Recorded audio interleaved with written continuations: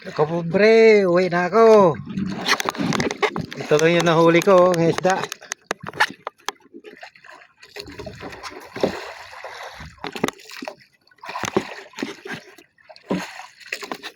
Yan o. Yan nahuli kong isda. Ilawan. 4 na piraso ito. Saka itong ulong-ulong. 2. Makakabinta rin yan ng mga mahigit 1,000. 250 ang kilo nito. 220. 20 ang kilo. Tapos may pusit pa ako. Yung pusit ko mga kapobre.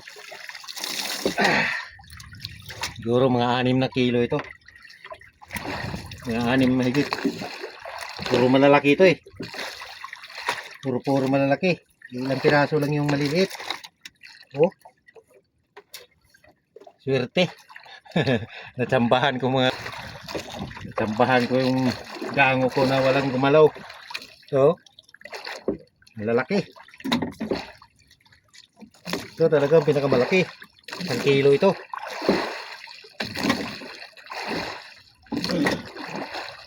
Natsambahan ko. Galing ako sa laod.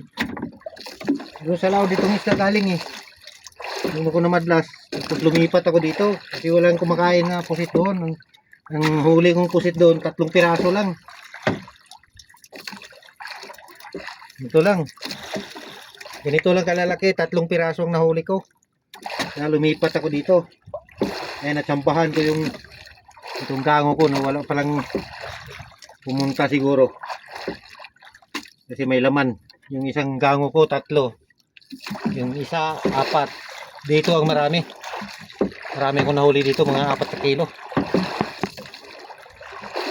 Durado ang big nito, mga 4 na kilo mahigit. Ang big lang. 240 ang kilo sa big. Ayun o, halos magkalahati yung balde. Ang maliliit dyan, mga 1 kilo lang mahigit. Nasa mga 6 na kilo yan. Uwi na ako mga kapobre. Wala na akong bato, naubos na. Maraming salamat.